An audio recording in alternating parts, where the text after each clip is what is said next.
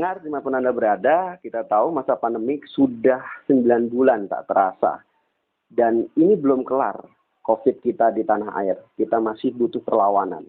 Di satu sisi, olahraga masih menjadi sarana terbaik, apapun olahraganya. Kabarnya untuk meningkatkan imunitas tubuh. Namun di sisi lain, kenapa COVID kita itu masih saja meningkat? Nah, kita coba perbincangkan dengan pakarnya, ahlinya, Dr. Hermawan Saputra, yang juga sebagai pakar Pusat Ikatan Ahli Kesehatan Masyarakat Indonesia. Dr. Hermawan, salam olahraga, dokter. Salam olahraga, salam kesehatan. Salam kesehatan. Dokter, ini ngobrol santai. Di akhir pekan, olahraga menjadi primadona, apapun namanya. Saya coba ngambil secara global terlebih dahulu. Mau jogging, mau goes yang lagi populer dan semakin populer di masa pandemi. Benar dok, imunitas bisa meningkat dengan cara sederhana seperti itu? Kita harus menjelaskan kaitan olahraga dengan imunitas. Tetapi saya ingin mengatakan bahwa olahraga yang teratur, olahraga rutin, terutama olahraga ritmik, seperti jogging, goes, dan lainnya itu sangat bagus untuk kesehatan kita, menjaga vitalitas kita. Bisa juga untuk meningkatkan daya tahan tubuh kita karena metabolisme menjadi lancar, bagaimana juga pada akhirnya juga fisik kita juga menjadi kuat. Nah, sekarang saya ingin masuk kepada kaitan antara imunitas dengan paparan COVID.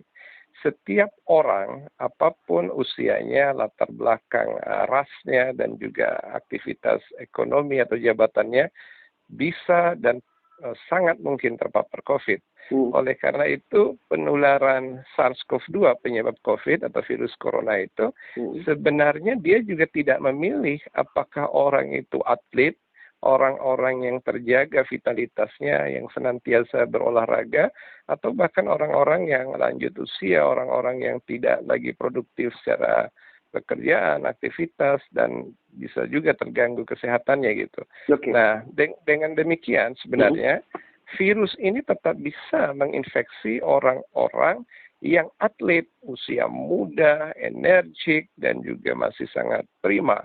Jadi antara keterpaparan, kemudian infeksi dengan imunitas, ini dua hal yang berbeda. Daya tahan itu untuk melindungi tubuh agar tidak menjadi parah atau tidak menjadi berat secara gejala atau juga kaitan dengan kesakitan oleh infeksi COVID. Okay. Tapi yang namanya terpapar atau infeksi, orang yang atlet sekalipun tetap akan terpapar. Nah, kita seringkali mendengar. Sampai situ dulu dok, clue-nya dok. Ya. Atlet saja bisa terpapar. Saya coba menyebutkan pendengar dan dokter. Cristiano Ronaldo, lalu juga Neymar Junior, lalu juga yang terakhir Muhammad Salah. Ini mereka yang notabene sudah pernah terpapar. Valentino Rossi saja sudah pernah terpapar sampai 2 kali, sampai akhirnya negatif lagi hasilnya. Tapi poinnya yang saya ingin tekankan dok, benar nggak sih dok? Kalau ada asumsi, saya mengatakan asumsi, seorang atlet itu punya VO2 max-nya ini lebih baik. Artinya kalau saya orang awam harus isolasi mandiri 10 sampai 14 hari, kalau atlet itu sebenarnya cuma 3 sampai 4 hari, dok. Hoax atau tidak, dok? Iya, tetap harus 14 hari. Okay. Jadi walaupun VO2 max-nya baik, tetapi kita melihat dari perilaku virus. Jadi perilaku virus ini berbeda dengan perilaku tubuh kita, tetapi juga perilaku virus bisa jadi berubah dalam tubuh orang tertentu. Nah, bahwa para atlet seperti yang disebutkan tadi itu kan luar biasa ya, atlet internasional, profesional yang mereka sangat bagus vitalitasnya pun terpapar oleh COVID. Tapi secara standar memang 14 hari ini virus ini membutuhkan mulai dari masa dia menginfeksi sampai menimbulkan gejala itu memang itu antara 7 sampai 14 hari itu masa-masa emas dia. Tetap saja secara global standar kita melihat dari sisi the worst gitu ya, atau kemungkinan terburuk ketika virus ini bisa bertahan. Apa kalau ditanya bisa nggak virus itu terlemahkan atau bahkan ditiadakan pada tubuh orang tadi dengan Vitumex yang lebih baik? Bisa. Nah, tetapi sangat mungkin virus ini juga bisa juga berbeda gitu ya, tetapi secara umum the worst secara maksimal itu 14 hari.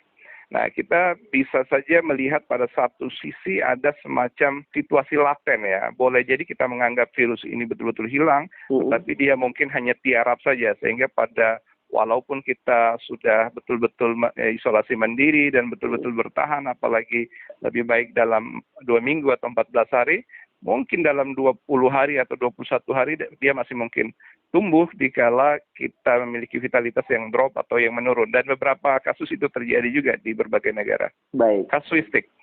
Baik, jadi kalau disebut olahraga dapat meningkatkan imunitas, saya coba buatkan klasifikasi dok. 3 saja dok, yang sedang lagi ngetren. Misalkan tadi goes, lalu jogging, lalu sepak bola lah. Entah itu sepak bola parkam ataupun sepak bola di lingkungan sendiri. Di antara 3 ini, mana yang sesungguhnya bisa lebih meningkatkan imunitas? Iya, jogging atau goes dengan waktu tertentu. Itu bagus. Kalau sepak bola itu bagus, tapi sepak bola ini tidak terlalu ritmik ya. Misalnya gini, kalau orang pemain bola itu kan kadang bisa lari kencang sekali. Kadang dia bisa berhenti, bisa jalan, atau bisa dalam periode waktu ini tidak ritmenya itu agak terganggu dia. Nah, walaupun setiap main bola pasti dia punya level olahraga yang bagus, terjaga dengan baik, tetapi bukan tiba-tiba main bola begitu. Nah, kalau orang dengan goes, kemudian terbiasa jogging dengan waktu yang tepat, misalnya minimal 30 menit, segala macam, nah itu lebih baik. Jadi, kalau menurut dokter, mana duluan klasifikasi yang pertama? Goes jogging dulu? nomor 1. Jogging nomor 1. Jogging nomor 1 dengan skala waktu tertentu yang disiplin, misalnya 30 menit dengan kecepatan yang biasa antara 5 sampai 10 km persegi, terus perlahan naik, dan rentang ini betul-betul disesuaikan. Nah, goes bisa juga nomor 2, tetapi kan persoalan goes ini tergantung area kemana. Jangan sampai goes di tengah kota, kemudian antara menggunakan masker dan tidak lagi. Kalau yang tidak menggunakan masker di area yang polusi lagi di situ, tapi juga kalau menggunakan masker juga malah tidak terlalu sehat untuk aktivitas. Jadi jogging masih lebih baik. Jogging masih lebih baik. Baik, Dr. Hermawan Saputra, sesama bintang Gemini. 24 Mei 1983 pendengar. Ini dokter muda yang luar biasa talentanya. Terima kasih waktunya berbincang RRI sore hari ini dokter. Salam olahraga, sehat selalu. Salam olahraga dan sehat selalu.